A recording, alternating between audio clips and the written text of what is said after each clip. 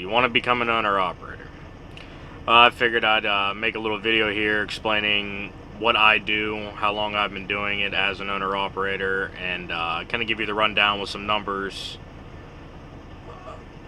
basically of what I do weekly, what I expect, what I'm looking for, and how I got into it and how I maintain it. I've been doing it now for about 6 years. Been a lease operator. Been through a couple companies, and one I'm at now I've been with for a decent amount of time, and I'll probably stick with them for a little bit longer.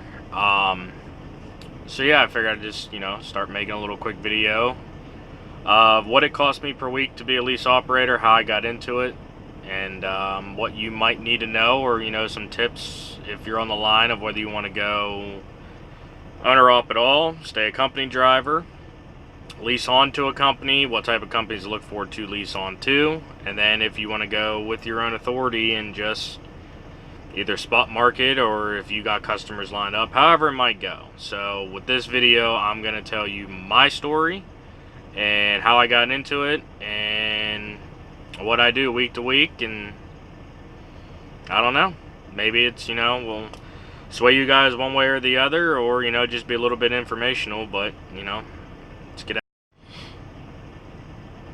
Alright, so a little background for me. I was a company driver. I started out driving bucket, not straight truck. I pulled a spread axle dump bucket, and did that for about 2 years. In the process with that, I moved on to another company where I still did that, but I also did excavating. So I got into the lowboy field at that point, was pulling some equipment, some beaver tail trailers.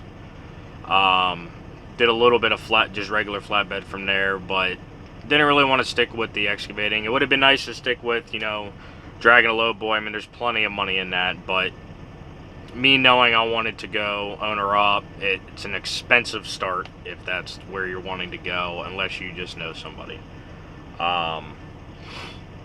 So from there, I just decided to go completely 100% flatbed. Went as a company driver, obviously, for about a year. And then I did one of the things that most people are so against, and I get why. I chose to lease purchase to start. How I look at it, I'm not looking at it per se for the money aspect at that point. That was, I found a company where I liked how they ran. I liked how they, structured it for their lease purchase guys, and they're plain old owner operators. But one, it gets you a feel for what it's like to maintain a business on your own if you're taking it seriously. If you're just getting into it to earn a couple extra dollars, just quit now, go back to being a company driver. Don't even debate on going owner operator. Firm believer of that. People will probably disagree, but that's just how I look at it. Beyond that, it gets you used to running certain areas, seeing where the money is, not just chasing the ultimate, biggest dollar, learning lanes, learning markets, figuring out what's going to work for you and the type of commodity you want to haul. I'm preferably more of a steel guy. I'll haul just about anything you can put on the back of a 53 flat. But I'm more of a steel guy. I prefer to haul any type of steel. So I got into the lease to learn how the business works.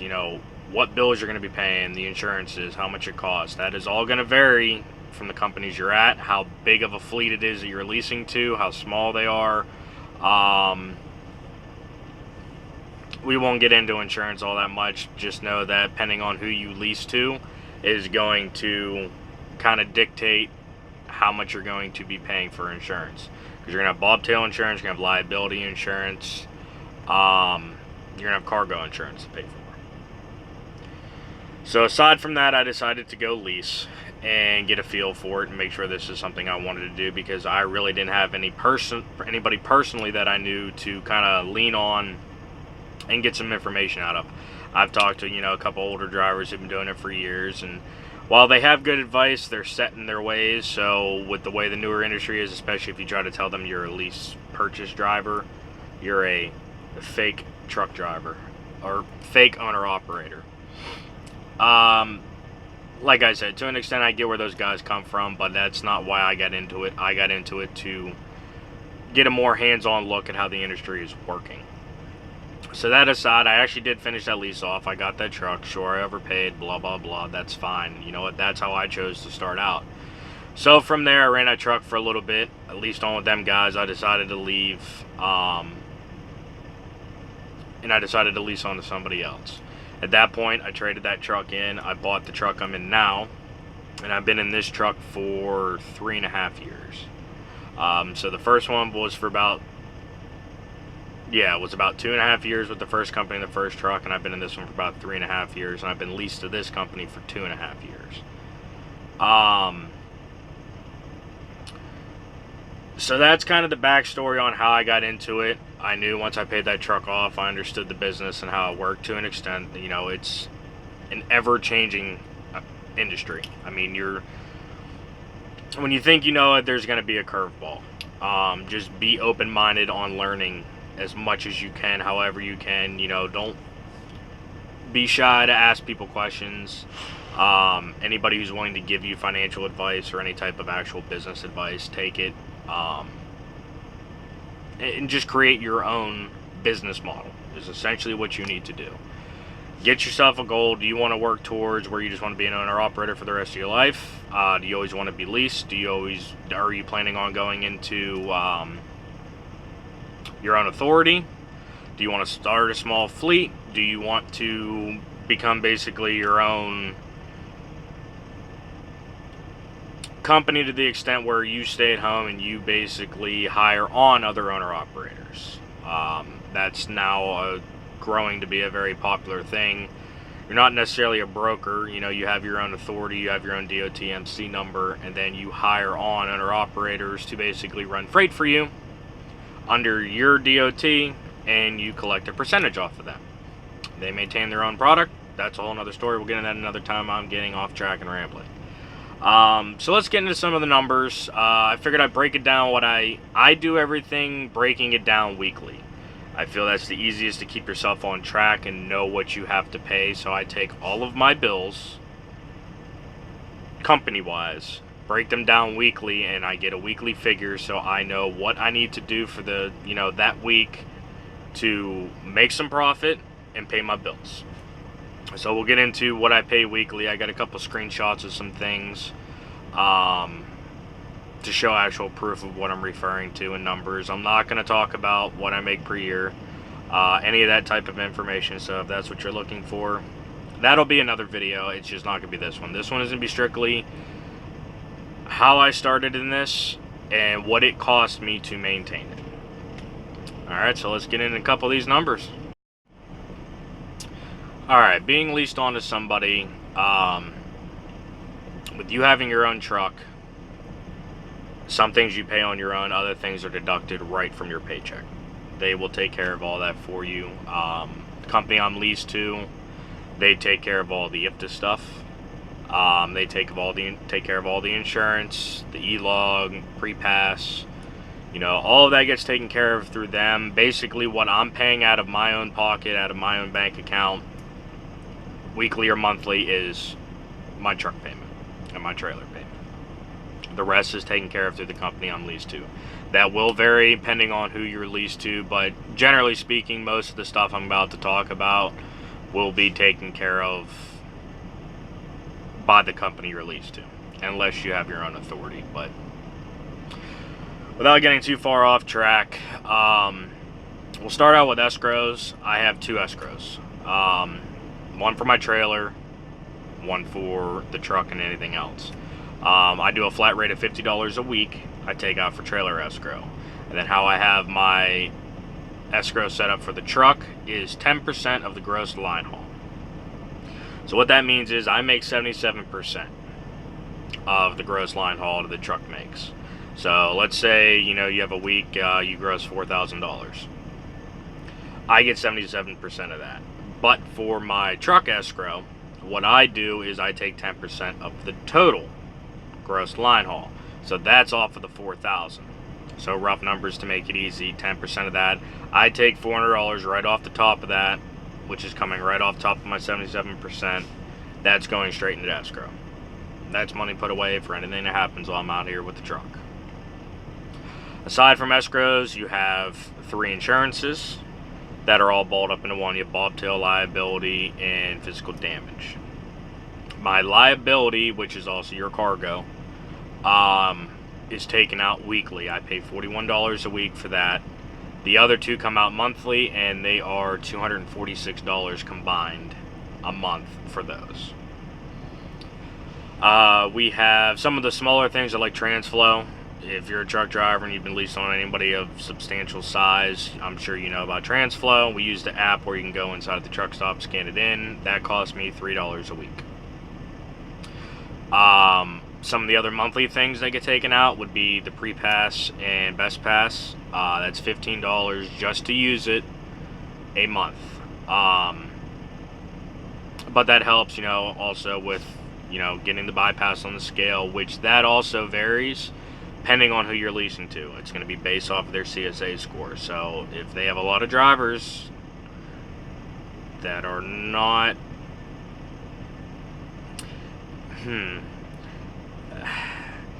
If they have a bad CSA score, that's going to affect you basically getting the green light to bypass or get pulled in. So something you might want to consider, do a CSA score on the company you're looking to lease to make sure before you start paying for that service if it's even going to be beneficial for you. But regardless, it does help for tolls on the discount. Something else they use as far as for service, PeopleNet, which costs $65 a month. We run Qualcomm's. For who I'm leased to, I have no other option. I have to use their system. So unfortunately, that I had to buy, and I pay $65 a month for the babysitter. Not much you can do about it. It is what it is, but that's my cost. Fuel tax they take out monthly. For instance, that's going to vary on the states you travel, the miles you put in those states, how much you fuel. I can make a whole video on IFTA, but that's going to vary. But to give you a ballpark, last month it was $133.12 for my IFTA charge. Now they take care of filing all that for me. I don't have to do any of that because I run their DOT, I run their plate. We'll get into a couple of the yearly things at the end of the video. But getting back on to the weekly and monthly and then how I break it down. On ballpark average, I do about $1,200 in fuel a week. Range anywhere from basically 2,700 to 3,500 miles a week. DEF costs me about $50 a week. Now, my truck payment, trailer payment are on me, but I calculate them. It's $450 a week for my truck payment, which I have about another year left. And my trailer payment, which I just bought this year, brand new 2019 East 53 foot, it's $175 a year on that payment. And then that trailer insurance payment is $200 a month, which I had to get added on to, and I did forget to put on my cheat sheet. But it is $205 a month for insurance for my trailer. So basically with all that added up, you're looking at about, on the weekly stuff, you're at about $2,000 a week just to maintain and run the truck. With an additional $456 with the random monthly stuff. So all summed up, you're looking at about $8,500 a month to operate the truck. It's not cheap. A good rule of thumb, basically plan on whatever you gross for the month, cut it in half.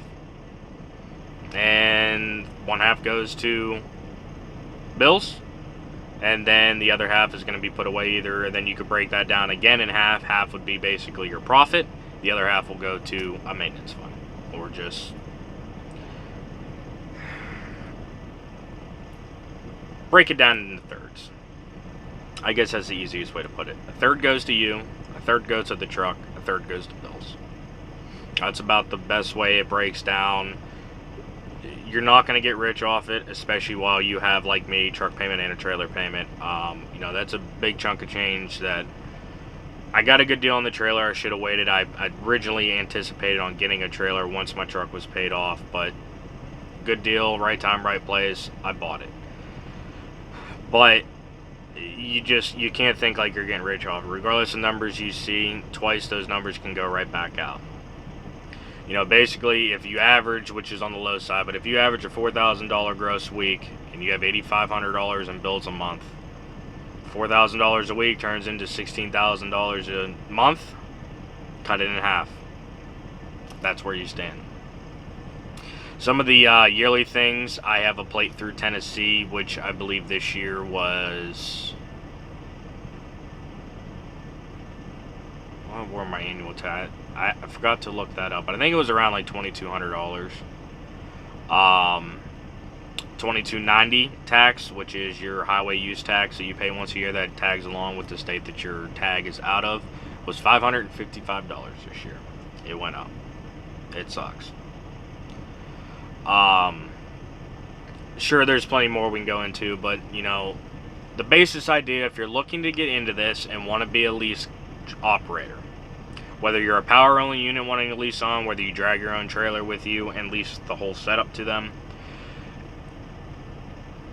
the bottom line is, depending on your miles, I run a decent amount of miles, I feel, for, e-log and flatbed.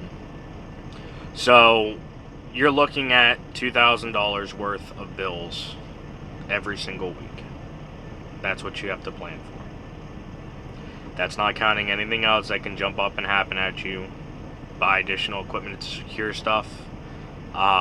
Breakdowns, the time it costs for the breakdown, hotels if you need one. There's plenty of things we can get into, of obstacles I can just run at you, but your bare minimums is going to be about $2,000 a week to operate the truck. So with that being said, are you ready and willing to pay that to become an owner-operator? I've chose lease for this long because I've already priced what it would cost to get my own authority. That is the end game. That's the goal. But for now, I'm comfortable with lease and the money that I make. This hasn't been a great year. It hasn't been terrible flatbed-wise, but it surely has not been great. But this is also a good year and a good time to, per se, get into being a lease operator, because if you can set yourself up to succeed and survive on a bad year and get used to managing money on a bad year, for the good years that come, you're just going to be that much better off. I don't want to say never bite off more than you can chew, because you have to gamble no matter what when you're going out on it. This industry is a gamble. I mean, one major thing can completely bankrupt you. One bad accident, a lawsuit, a cargo claim. There's a lot of things that can go wrong, so it's constantly a gamble when you're out here. But for the guys that talk and say, oh, you can't make no money out here being on your own or being a lease guy, or even starting out going into a lease purchase like I did, I have no regrets doing that. I've overpaid for things. I'm well aware of that. But when you have not that much to start with, or you just want to keep banking and not take everything that you have put away to start, it's a great way to start and get a feel. It's going to tell you right off the bat when you start seeing all those bills being paid and you're not making much more than you were as a company driver. It's going to prepare you for what it's like being out here. So I hope this helps. I'm going to throw in a screenshot here and show you exactly, basically, with tolls included. I crossed out a couple maintenance bills because I didn't want to throw you guys off on the dollar figures, but it'll show you basically a breakdown of what I pay a week. I believe that was also with the monthly bills included. I think I took a screenshot of that one, so you'll see it here in a second. But